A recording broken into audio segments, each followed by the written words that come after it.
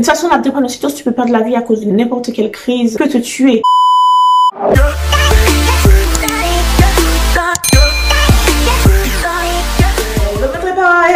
Bienvenue sur ma chaîne, merci d'être de retour parmi nous. Ça me fait plaisir que tu sois là aujourd'hui avec moi. Ça fait un petit moment que je n'ai pas fait d'update de drépano, je n'ai pas fait de vidéo sur la drépano. C'est la rentrée, c'est le moment de reprendre, ne vous inquiétez pas. Je fais des vidéos sur tout ce que j'aime, donc attendez-vous à voir des vlogs, le repas, des tutos, les cheveux et aussi bien sûr la drépano. Mais ma chaîne n'est pas non plus basée que sur la drépanocytose. C'est basé sur tout mon entourage, sur tout ce que je fais sur la drépanocytose également. Mais les gars, il n'y a pas que la drépanocytose dans ma vie. Et heureusement parce que sinon ma vie serait vraiment en chute libre, déprimante. J'essaie un peu de varier parce que à chaque fois que tu entends drépanocytose, c'est un aspect un peu négatif, ça te plombe. C'est pas joyeux. Ouais, c'est négatif, c'est pas joyeux. J'ai des douleurs, vous savez, j'ai tout le temps mal. Et j'ai pas envie de venir ici de me plaindre tous les jours parce que je le fais déjà assez, je trouve. Donc, c'est pour ça que j'essaie aussi de varier sur ma chaîne. Alors, on va commencer directement. On va pas rester à parler pendant des heures, ok? Du coup, aujourd'hui, ce sera une vidéo sur la drépanocytose et la grossesse. Beaucoup de personnes qui sont drépano, ils demandent est-ce que tu peux donner naissance, est-ce que tu peux porter la vie en étant une personne malade, est-ce que tu peux accoucher normalement. Donc aujourd'hui je vais encerner ce sujet là de la grossesse et la drépanocytose. Est-ce que c'est compatible, comment ça se passe, est-ce que tu arrives à terme. Bref, je vais rentrer un peu dans les détails par rapport à ma grossesse parce que j'ai bien une fille. Donc oui, la question, si tu veux savoir si tu peux avoir des enfants en étant malade, oui, tu peux avoir des enfants avec cette maladie.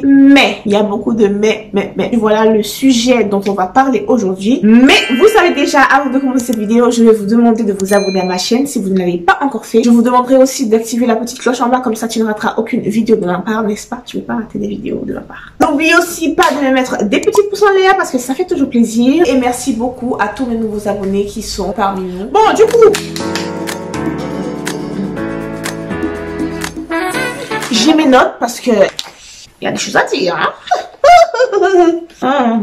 Alors on va commencer par le début. Déjà, pour commencer, si vous êtes drépano et que vous avez envie de fonder une famille, il faut savoir que vous devez impérativement parler à votre spécialiste avant de tomber enceinte. Moi, je n'ai pas fait ça et c'est pas bien, d'accord? Ne faites pas comme moi. Si vous êtes drépanocytaire, la première étape à faire, c'est d'en parler à votre spécialiste pour la drépano, de faire le test, bien sûr, à votre partenaire pour savoir si oui ou non il est porteur du gène. Ça, c'est les deux choses importantes à faire si tu veux fonder une famille. Je vais vous parler et au fur et à mesure, je vais vous donner mon expérience personnelle, d'accord? Bon, si je me rappelle, parce que ça fait déjà 7 ans que j'étais enceinte, donc j'espère me rappeler de tous les détails. Bref, il faut savoir que je suppose que si vous êtes drépano, vous êtes sous traitement super lourd, soit sous Hydrea, soit le cyclose, soit sous le crizanlizumab. En fait, quand tu prends ces traitements-là, normalement, tu ne peux pas tomber enceinte sous ces traitements-là parce que c'est très risqué. Il y a beaucoup de risques de malformation du nourrisson. Tu pourrais amener à peut-être interrompre ta grossesse parce que l'enfant sera mal formé, lourdement handicapé plus tard. Donc, c'est très important de prendre de l'avance et d'aller parler à ton médecin et de lui dire que oui, là, j'ai envie de fonder une famille pour qu'ils voient qu'est-ce qu'ils peuvent prévoir, quel traitement mettre en place pour que tu puisses tomber enceinte. Bref. Déjà, une personne normale, eux aussi, ils vont voir le médecin pour que, ben voilà, on lui donne des vitamines, tout ça. Et ben, nous, c'est pareil. On va voir le médecin, on lui dit qu'on veut ci, ça, on veut faire des enfants, machin. Il va tout dire, bon, allez, d'accord, c'est risqué, blablabla, c'est sûr, machin, bref. En tout cas, moi, je peux vous dire que quand j'ai annoncé à mon médecin que j'étais enceinte, il était un peu, ah ouais, d'accord.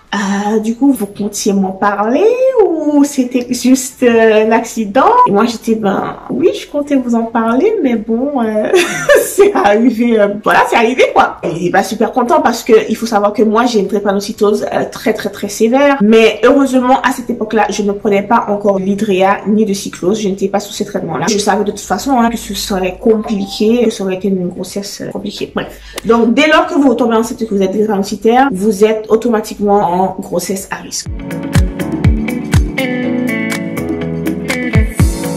Et vous ne pouvez pas être suivi par une sage-femme, c'est mort. Des fois, quand tu es enceinte, c'est mieux parce que la sage-femme, elle prend son temps, elle te connaît, tu la vois très souvent. Alors qu'un gynécologue à l'hôpital, ben, il a tellement de patients que c'est vite, il a pas le temps de débattre avec toi. En fait. Du coup, dès le départ, j'étais allée voir une sage-femme, moi, et ben, bien sûr, elle peut pas me suivre parce que c'est une grossesse à risque. Donc, tu dois être automatiquement suivi à l'hôpital dans une maternité à grossesse à risque. Donc, dès lors que tu tombes enceinte, tu auras beaucoup de rendez-vous. Déjà, une personne normale a un rendez-vous au moins tous les mois. Quand tu es drépano, tu as fois plus de rendez-vous. Et tu as aussi, ce qui est moi un point positif, beaucoup plus d'échographie pour regarder vraiment bien l'évolution du bébé, parce que vraiment on est à risque, on est malade. On est suivi de très près en tout cas. Si vous trouvez que vous n'êtes pas assez suivi, qu'on ne vous écoute pas, changez de maternité. Parce que déjà c'est compliqué pour une personne normale d'être enceinte machin, surtout de son premier enfant. Alors si ils s'en fichent de toi et ils te prennent pas au sérieux et machin, alors là non. Ok, t'as pas besoin de ce stress en plus. Change de maternité. Bref, donc on va reprendre depuis les débuts. Avant de tomber enceinte, bien avant, des années avant, moi j'avais vu des médecins qui disaient que tu ne pourras jamais avoir d'enfant, tu allais mourir avant l'âge de 21 ans. Et ouais, j'ai entendu ça.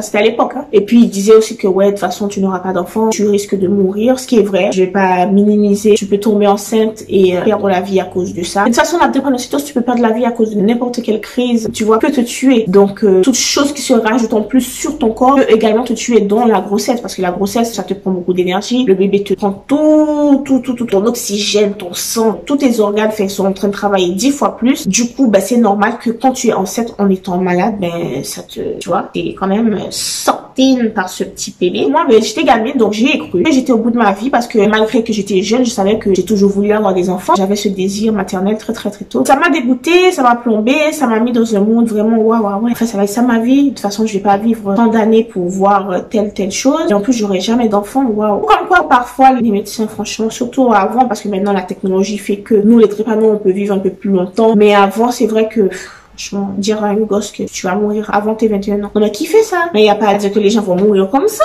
Tu es qui, toi? Tu es Dieu ou quoi? Mon mari et moi, on n'était pas encore mariés à l'époque, mais on avait un désir d'enfant depuis... on était prêts malgré notre jeune âge. Savoir qu'avant de tomber enceinte de ma fille, j'ai fait 3 fausses couches. Alors, je ne peux pas vous dire si les fausses couches sont liées à la drépano ou pas. C'était tout le temps des fausses couches spontanées en début de grossesse. Chaque fois que je suis tombée enceinte, je me dis, est-ce qu'il va s'accrocher? Est-ce qu'il va rester? Ça a été une expérience vraiment traumatisante. Une fausse couche n'est jamais plaisante. C'est toujours dur, même si tu as 4 semaines de grossesse ou 8 semaines, c'est toujours pareil. Pour la 4e fois, je suis tombée enceinte. J'ai prié le Seigneur pour qu'il me laisse garder ce bébé, pour que ce bébé s'accroche. Dès le départ, je suis allée voir le médecin. Il a fait faire le test à mon mari pour savoir s'il était porteur du gène. Heureusement que non, il n'était pas porteur du gène. Mais malheureusement, j'étais déjà enceinte. Donc même s'il était porteur du gène, c'est trop tard, quoi. J'étais déjà enceinte. Il y avait un risque que j'ai un enfant malade. Ma grossesse a été suivie de très près. Alors, comment s'est passée ma grossesse? Les 3 premiers mois se sont très bien passés. Bon, j'étais beaucoup plus fatiguée que d'habitude, c'est normal, parce que vous êtes enceinte. Une personne normale qui est enceinte aussi, elle est fatiguée. Mais avec notre fatigue de drépano en plus, c'est vrai que j'étais hyper fatiguée. J'avais pas trop de nausées, pas de vomissements, j'ai pas eu tout ça. J'ai été suivie dès le départ par une gynécologue à la maternité spécialisée dans les grossesses à risque. Ensuite, arrivé au 4e, 5e mois, là, j'ai commencé vraiment à sentir, ah là là, c'était dur. Je faisais toujours des crises à la maison, mais je me rappelle, j'avais quoi, 5 mois, j'ai fait une crise dont j'ai jamais fait. Cette crise-là, c'était, j'ai vraiment cru que j'allais mourir. J'avais pas mon bébé avec. Parce que c'est une crise que jamais auparavant, je n'avais jamais encore connu cette douleur. Quand les pompiers sont arrivés, en fait, pour m'emmener à l'hôpital, j'étais comme ça, je pouvais pas bouger. Ils essayaient de m'enlever le t-shirt pour après prendre la tension. Impossible de m'enlever le t-shirt. Chaque mouvement, tout mon corps était, mais en douleur intense. C'était si je lève le bras, ah non, ça fait trop mal. Quand je suis arrivée à l'hôpital, ils ont dû me couper le t-shirt parce que tellement c'était, mais cette crise, je souhaite cette douleur, mais vous, déjà une crise de drépano, c'est hard, right? Vous savez, les drépano, on se comprend. Mais cette crise-là, alors là, je peux vous dire que je ne l'oublierai jamais. J'étais en réanimation de suite. J'avais peur pour mon bébé parce que ils m'ont mis de la morphine, de la kétamine, de l'acupuncture, enfin, toutes les drogues dures, plus. Et j'étais enceinte. Donc moi, je me disais, mais est-ce que c'est compatible avec la grossesse? Mais qu'est-ce qui va se passer? Mon bébé va mourir? Est-ce qu'elle va sentir la drogue? Enfin, tu vois, je me posais beaucoup de questions. Malgré le fait qu'ils m'administraient des tonnes et des tonnes de drogue, kétamine et de morphine, la crise n'est pas passée. J'ai souffert, mais j'ai souffert. Lever mon bras, c'était horrible. La toilette, c'était un moment horrible. Je ne mangeais rien du tout de la journée. J'étais H24 endormie par la morphine et la kétamine. Quand j'étais pas endormie, c'est que la douleur, elle était tellement forte que même la kétamine et la morphine n'arrivaient pas à me calmer. C'était une période vraiment horrible que je ne souhaite à personne. Moi, je peux faire une crise quand t'es enceinte. C'était la pire crise de ma vie, je peux vous dire. Suite à ça, j'ai fait un syndrome thoracique aussi, avec les poumons. Je me souviens, mon mari, il venait me voir en réanimation, mais il pouvait même pas rester longtemps parce que mon état était lamentable. Et puis ça lui faisait la peine de me voir comme ça, je pouvais pas parler. J'étais là, endormie, j'avais mal et puis il restait pas longtemps parce que j'étais un légume. Pendant cette période, il me faisait beaucoup d'échographies et c'est à ce moment-là que j'ai appris si c'était une fille ou un garçon. Il me faisait l'échographie, il me dit, vous voulez savoir le sexe? J'étais là, mais en fait, j'aimerais bien le savoir avec mon mari à deux et tout. Mais bon, je suppose que ça n'y arrivera pas de sitôt, donc oui, je veux bien savoir. C'est là qu'il m'a annoncé que c'était une fille en plein coma, en plein mode... bref. Cette crise a duré quelques mois quand même. Après quelques mois, je suis sortie. Après, j'ai eu des crises à la maison, bien sûr. J'ai eu des douleurs atroces. Je pouvais pas rester debout plus de 2 minutes. Je ne pouvais rien faire. Déjà que, en temps normal, je peux pas faire grand chose, d'accord? Mais là, je pouvais vraiment, mais rien de rien. J'avais une ceinture de grossesse pour m'aider à tenir le ventre que j'avais et mon dos parce que même faire les courses, je ne pouvais pas. Il fallait que je m'assoie toutes les secondes. Non, c'était vraiment une grossesse très compliquée. Pas par le fait d'avoir eu des nausées, des vomissements, parce que je sais que ça, les morning sickness, c'est très dur. J'avais pas ça, mais j'avais la douleur plus fois 10 000.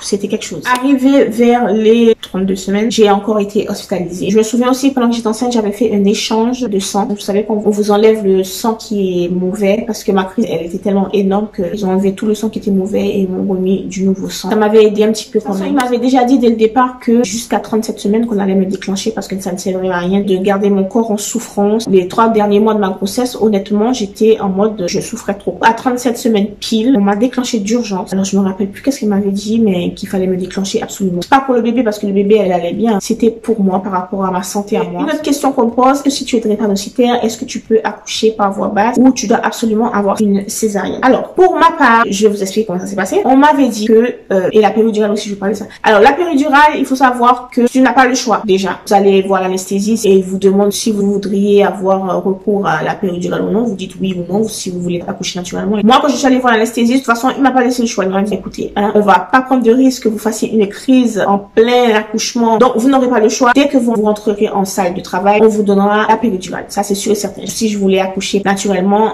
ça c'est non. Ok, je pense pas qu'il y ait des drépano qui ont accouché naturellement, mais s'il y en a, faites-moi signe. J'aimerais bien savoir. C'est vrai que moi, on m'a pas laissé le choix. Donc, à 37 semaines, on m'a déclenché. Alors, ils m'ont dit, on va essayer de vous faire accoucher par voie basse. Donc, moi, j'étais très contente parce que pour moi, on m'avait toujours dit que grossesse drépano, c'est automatiquement césarienne. Moi, j'étais contente. Je me dis, ah, mais tant mieux, vous allez me laisser accoucher par voie basse. Donc j'étais contente. Je suis arrivée en salle de travail vers 9h du matin. On m'a tout de suite posé la péridurale. Alors la péridurale, j'avais tellement peur. On parlait de grosses aiguilles dans le dos, machin. Bref, j'ai pas vu l'aiguille, j'ai pas regardé. J'essayais de pas bouger parce que le moindre petit mouvement là, s'il rate ton truc là, hein, tu es paralysé là. T'es paralysé à vie, hein.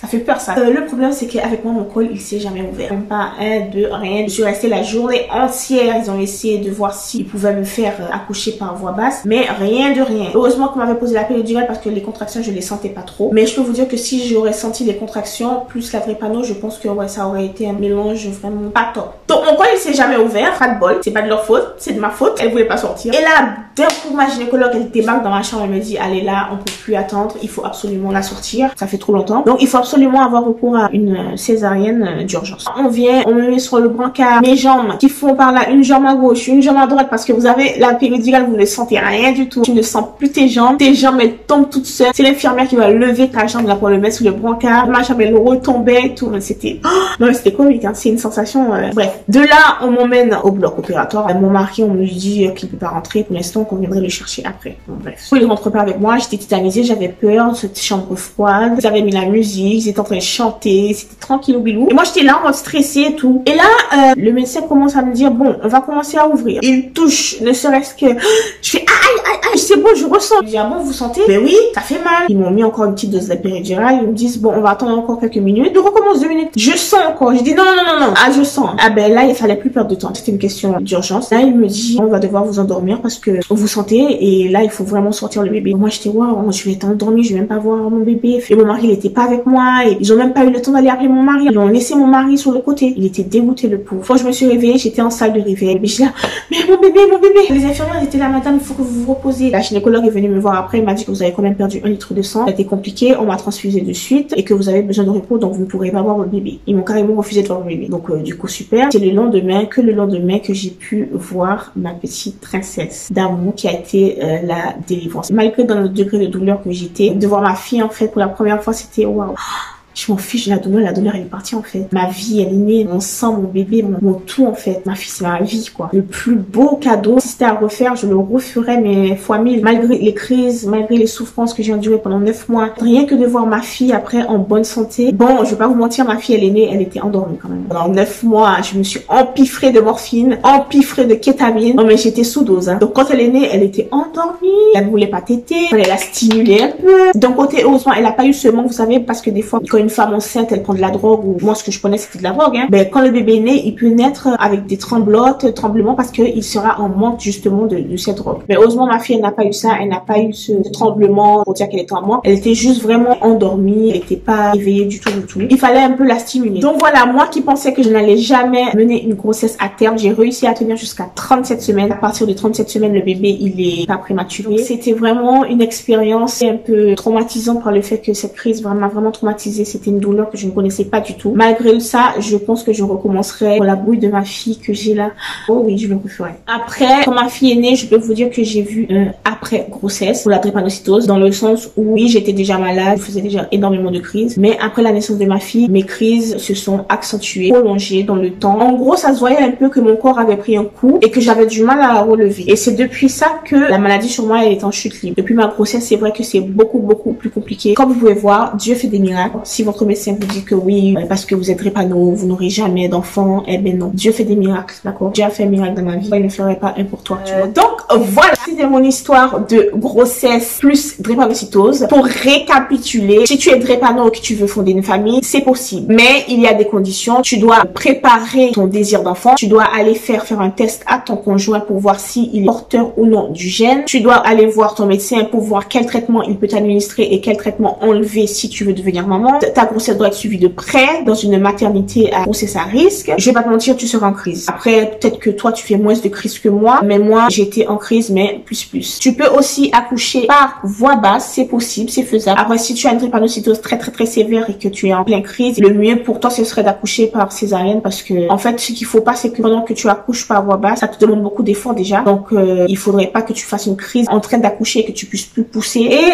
pour conclure, oui, Dieu fait des miracles. Dieu peut te donner un enfant. Il y a aussi un truc aussi. Parce que moi, je me pensais ça quand j'étais ado, que parce que je suis drépano, je suis stérile. Alors, il y a peut-être des drépano stériles, hein, mais il y a des femmes stériles qui sont pas drépano. Être stérile, ça peut arriver à n'importe qui. On croit souvent que, enfin, moi, je croyais surtout que, en fait, le fait que je sois drépano, ben, je ne pourrais jamais avoir d'enfant que j'étais stérile. Eh ben non, les gars, ça veut pas dire que tu es stérile. Si ça n'arrive pas tout de suite, ça veut pas dire que tu es aussi stérile. Drépanocytose ne veut pas automatiquement dire égal stérile. La preuve, j'ai eu un enfant. Je ne suis pas stérile, je m'étais mis ça dans la tête. Voilà, les amis, je pense que j'ai fait un peu le tour. Ce sera tout pour cette petite vidéo. J'espère que tu as aimé cette vidéo. Bon, après, je ne vais pas rentrer dans les détails parce qu'il y a beaucoup de choses à dire. Mais dans l'ensemble, c'est ça. Si tu as aimé ma vidéo, n'hésite pas à me mettre des petits likes parce que ça fait toujours plaisir. N'oublie pas de t'abonner à ma chaîne. Abonne-toi à ma chaîne. Et n'oublie pas aussi d'activer la petite cloche. Comme ça, tu ne rateras aucune vidéo de ma part parce que tu ne veux pas rater les vidéos de ma part. Merci d'avoir regardé. Ça me fait plaisir que tu sois là. Tu peux aussi partager mes vidéos si tu as appris quelque chose aujourd'hui. Moi, je reviendrai vers vous très prochainement avec une nouvelle vidéo. À bientôt.